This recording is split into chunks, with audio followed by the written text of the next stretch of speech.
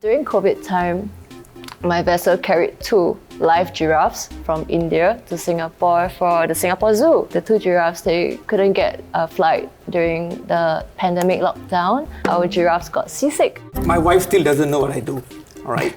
Neither does my kids. Even after trying to explain, I've given up now.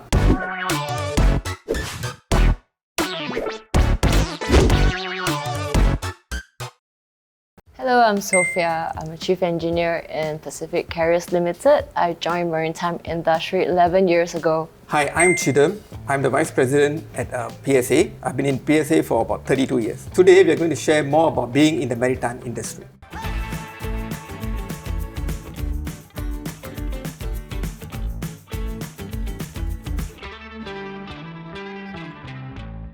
What's the start? Ladies? Please.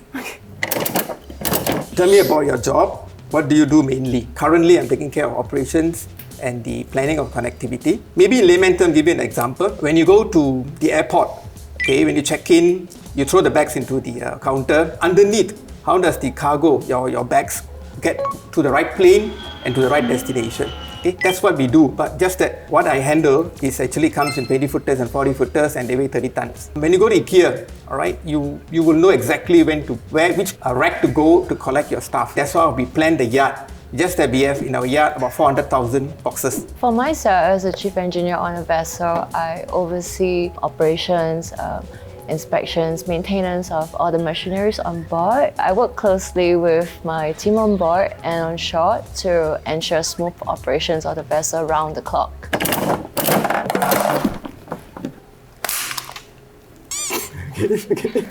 I'm sorry. Strong. Engineers are strong.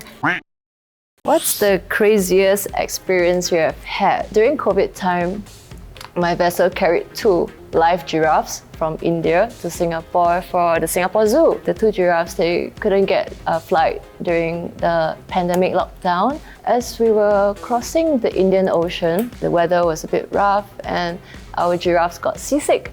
So usually we've plotted the best course from point A to point B. For the giraffes, we had to change the course so that the vessel does not have as much rolling or movement.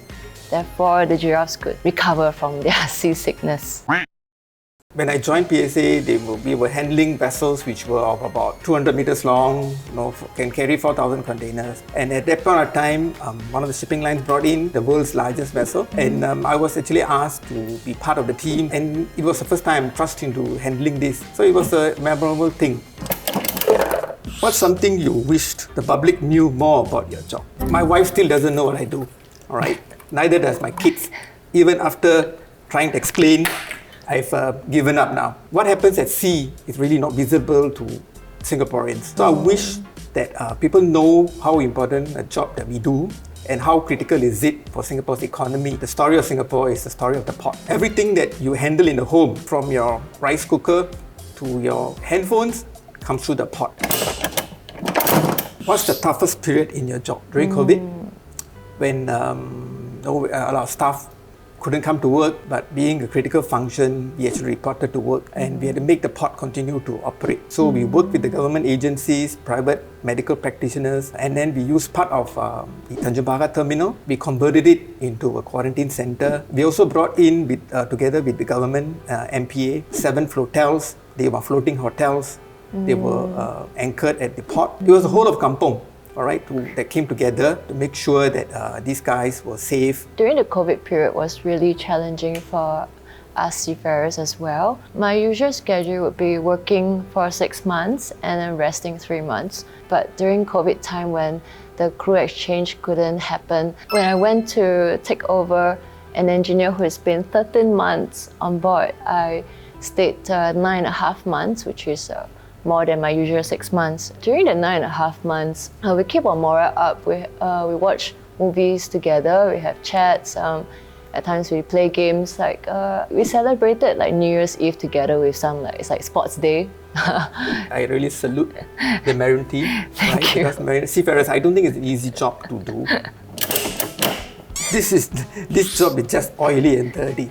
This is a perception I believe people still have. The modern ports are highly automated. When I first joined 30 years ago, it was on the wharf. You need to be on the wharf under the rain and the sun. Now we do it from the control room. It's a whole new game inside there now. Technology has actually definitely helped to develop and be more efficient. It doesn't take away jobs. It actually enlarges and gets better paying jobs. Got it. I'm afraid of breaking it, so It's okay. What kind of environment and culture do you work in? Most of the machineries that I oversee are located in the engine room of a vessel. My team is a multinational. We have to take the time and effort outside of work to talk, get to know each other. It also helps to reduce misunderstandings because of a very, very different cultural background. Apart from working in an office environment, I would say the sun, the sand and the sea. Okay, why? Because you really work at the seaside. You get wonderful views if you go on board a quay crane. A typical quay crane is about 15 to 18 stories high. And if you are afraid of height, that's the best place to get rid of it. That's what we do on a typical day. But most of the time, you work from the control room. Don't have to worry about getting sunburned. You're still in an aircon environment. Females are at a disadvantage being in this industry. That's not true.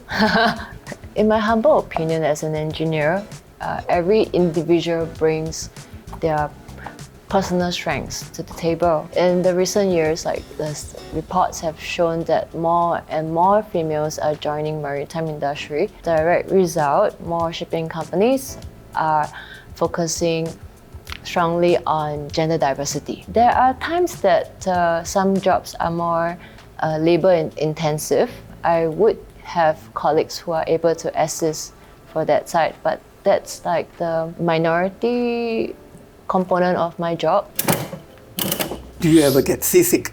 I work on the land, so don't get seasick. It's not a prerequisite for seafarers to not get seasick. Maybe the first month you will feel a bit nauseous, but most of us get over it after some time. But I do know of a captain who spent 20 years at sea but still gets seasick, so it's not a requirement. What allowed you to pursue your passion? My wife, she has to endure what I do because she doesn't know what I do. Every job will have a routine part in it, but beyond that, how do you find the excitement, opportunity to learn, continuously learn? I think that's where I think keeps my passion alive. We call it the Stride program, okay, where we attach our staff, all right, okay, to overseas ports, to explore and to understand and come back. Okay, we give them mini projects to go overseas. Within Singapore itself, we get them rotated. We have mentorships where senior leaders actually do the mentoring. It's not only the leaders mentor us, we are given the opportunity to mentor younger officers. Machinery, equipment, systems, you can buy it, but you can't buy the people. Support from my loved ones, this passion for lifelong learning, support from the company as well, and of course including the government grants. Along my career, I received study grant subsidies for preparatory course safety courses, which is compulsory for my job. We offered shore attachment program to have a more well-rounded exposure to how shipping works, not just from the technical point of view. For the subsidies from MPA, MPF subsidized 50% of my safety, mandatory safety courses, and 70% for preparatory course. That's for senior engineer position. What keeps you going? Apart from satisfaction, the pay is good. Singapore is in a very strong position. It's a very big industry. I feel that if you go to any other places, right, okay, it will be a job. This to me is part of my life. When I wake up, I don't feel like I'm going to office. I feel like it's just going to another family. One of the things that keeps me going as well is that over the 30 years, we have seen or we have been part of the transition or the development of the port. I want to continue to do my part so the next generation can actually carry the baton and continue to hold up Singapore. So how was the experience? Oh, I thought you were going to make us finish this whole thing. I enjoyed this session that we can share about our experiences, right? It's not common, right? So thanks for having us. We're really happy to be here. Thank you for watching For Real. For real, if you'd like to know more, don't forget to like and subscribe. Make maritime your port of call. Bye. Bye-bye.